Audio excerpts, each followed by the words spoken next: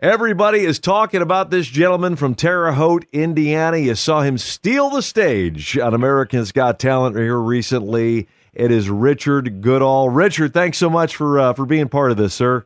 Hi, how are you doing today? And you're welcome. Doing awesome. So you right now are a janitor at West Vigo Middle School? That is correct. West Vigo Middle School, and no doubt with a song in your step each and every day you come into work. Now, what was going through your mind? You're up on stage, you're singing Don't Stop Believin' on America's Got Talent, and Heidi gives you the golden buzzer. I'm sure you've been asked this a million times, but what's going through your mind? I was elated, but I was scared to death. I didn't have anybody in California. I mean, it was all positive vibes. There was people, it was just love and support. And even the judges were very supportive. It's just that when you don't have somebody familiar with you, you know, and you're all out there all by yourself, and you're from Indiana and you're in California, and it's such a big city and so many suburbs, you know, you don't have somebody that's there with you. So I was scared. I mean, it was very evident on the video. I was very scared, but I pulled through it. I guess it came out okay, didn't it? Yeah, oh man, it came out incredible. Now, what would have happened? And Simon has done this so many times where he has stopped singers dead in their tracks and said, you know what? I want you to sing another song. Did you have a backup in case he was going to do that?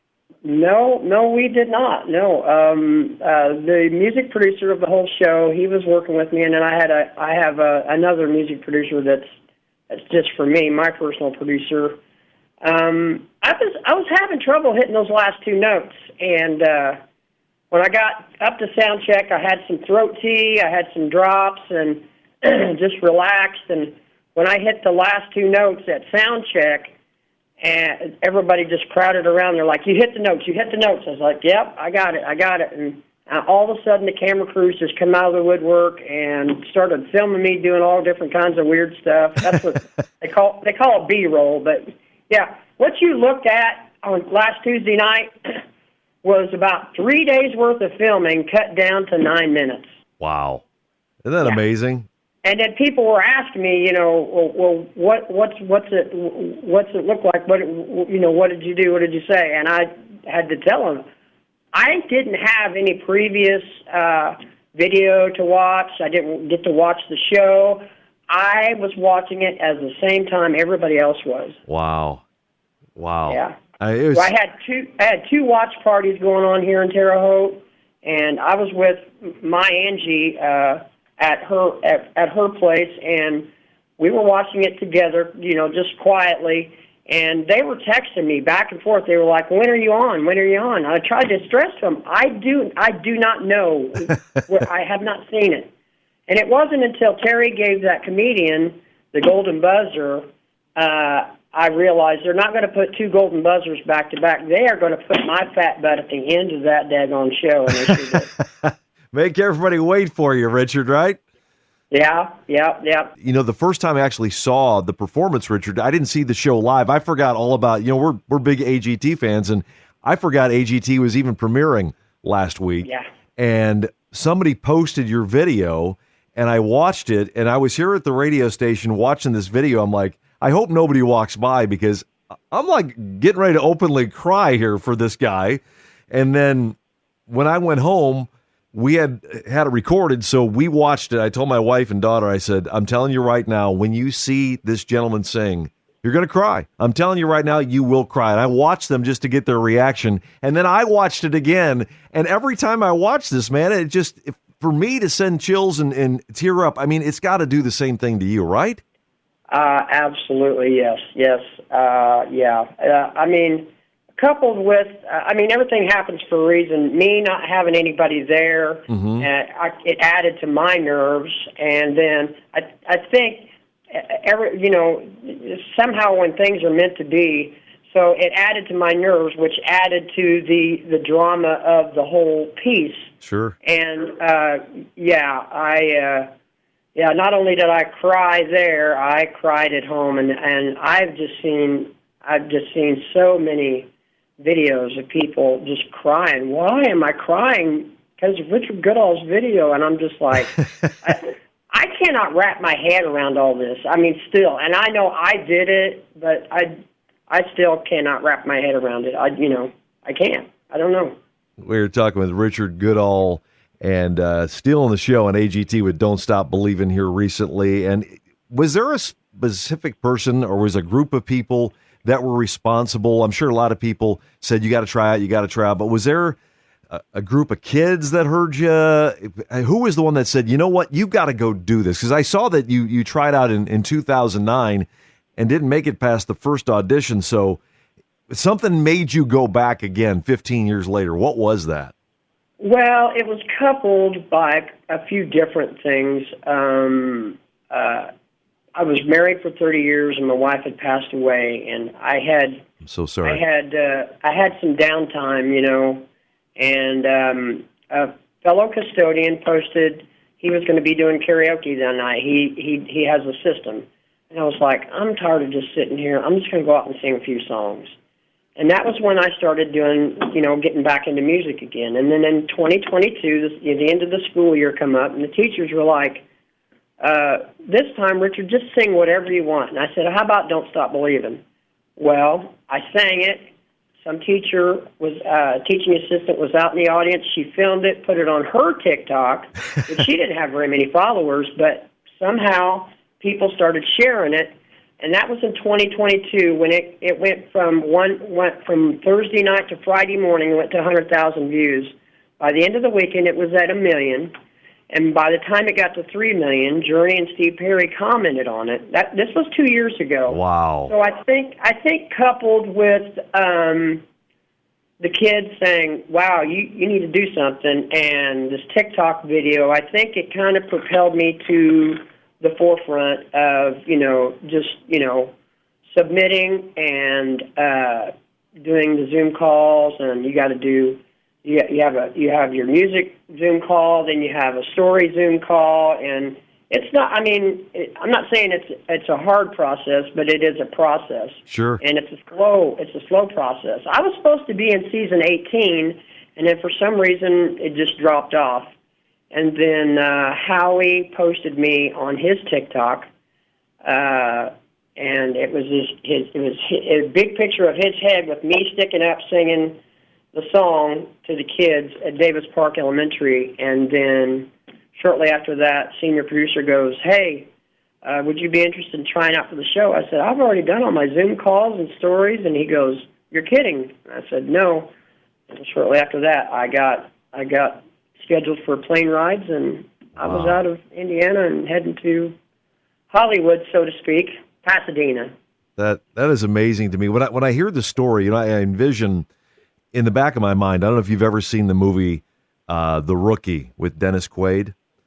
I have not. And he's a baseball coach in high school, and he ends up, coaching the kids. And I think they get to state, or they win some big championship. And I did recently see that. I did. Yes. Yeah, and they kept coaxing him, say, "Hey, if we win this, you got to go and you got to try out again." And I think of you when Similar. I think of that movie, and it's just it's different, but it's kind of the same, Yeah, there's been a lot of people that have compared me to the Matt Damon movie. What's the name of it? Where he was a janitor. Yeah, Good Will Hunting. Oh, yeah. Yeah. Between that and then here lately they've been calling me America's version of the British version of Susan Boyle. Yes. I've been called Richard Boyle here lately too. Well, you're one and only Richard Goodall. So when are you going to be back on the show again? Because I know it's this hurry up and wait now because you have the golden buzzer, so you don't go back until the live shows, right? Yeah, they put me on the very first season premiere. It was their summer start off and NBC start off. I come back again August 13th. August 13th. And then they reveal the 14th, and then I fly back home on the 15th. So I know that just by reading some information about you, I know you're a big Journey fan and Foreigner and Survivor. Do you have a song picked out that you think you're going to do that you're kind of leaning toward for the next show? Oh, now no, we can't do that. Because I got some in mind, man. I got some in mind, Richard. Well, I've got a backstory for you. If you've watched the video, you know that I didn't answer Simon, right? When he asked me what song I was doing. Oh, yeah. You said, I think the song speaks for itself. Yeah. Well, the story is, when you go out on stage, you talk to Terry, they hand you a microphone, and you walk out on stage. Yeah. Just as I was getting ready to come up to Terry Crews, a shoulder-length blonde-headed lady come up, and she was a senior producer. She looked at me and she said, if they ask you what song you're doing, don't tell them. And I was like, well, what do you want me to say? I mean, I'm nervous enough. Yeah. I said, well, what do you want me to say? And she says, I don't care. Make something up, but don't tell them what you're singing.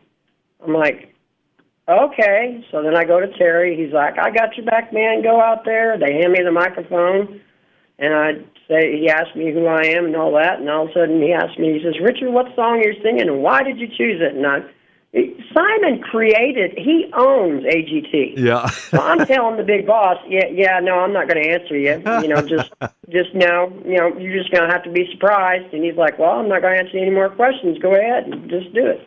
So, yeah. But that's that story about that. I wanted to tell him, but she told me, she said, just don't tell him what it is. And looking back, if you watch it, yep. Now that you have this backstory, if you watch it, when you hear that beginning riff, everybody, I mean, if you watch Simon really close when that beginning piano riff starts, he cocks his head like, oh, and then I sing, and then you see his white teeth, and then you don't see his white teeth. Yes. I mean, no, I'm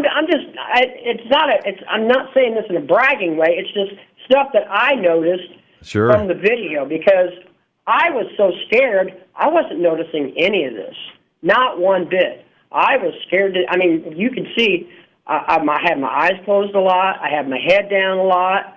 I was just trying to concentrate on getting the words right, getting the tone right, and, being done. And you'll notice when I hit that last note, I backed away, I grabbed my chest, and I was done. There was no way I could sing another note. I left it all out on the stage that night. I left it all out. I know what you're trying to make me do, Richard. You wanted me to go back and watch that video so I cry again, don't you? Well, we need another 1 million views, doggone it. So I had some ideas. I know you're not going to tell me what you might sing on the next show, but I had some ideas. I started thinking about, what other songs would be cool to have a janitor sing. And I started thinking like Dirty Deeds Done Dirt Cheap, Yes. Yes. Dirty Diana from Michael Jackson. I don't know if I've got those moves in me. Sorry. Yeah, I mean, there's the possibilities are endless, but man, I'll tell you what, we're rooting for you here in Indiana. Obviously, I don't know if you had any part in the Larry Bird Museum, which opened last week, but you should have sang at that, man. You should have been there. Well, nobody asked, and so I didn't show up. I ended up. They had a concert later on that night, and I made an appearance there. And they did a really. If you check out my Facebook, they did a really great drone thing that night at the mill, and there was like 200 drones, and they would just the things that they can do with drones these days is amazing. So, but it was amazing. Well, bravo, sir. We are rooting for you. We want to thank Heidi for giving you the golden buzzer. Not that you wouldn't have moved on, but this makes you breathe a little bit easier, I would guess, right?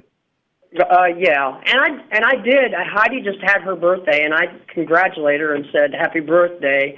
And amazingly, she messaged me back. She goes, "Well, I gave you the gift, Richard, and I cannot wait." And she put it in bold letters. I cannot wait to see what you sing next. So. And what were you going to sing again, Richard? I forgot what you said. Oh, no, I'm not telling you what song. No, I tried, Richard. I tried. No, sir. And you still got the some of that confetti that came down, right? I thought I saw a picture of you. I do. It's on my shelf at home. Yes, I do. Well, hang on to that, and we look forward to seeing you perform again. The date again is August 13th, you said? Correct, and the reveal is the 14th. August 13th and 14th, we will be glued to our televisions, and we will have a lot of Kleenex standing by, sir. Thank you, brother. Podcasts by Federated Media.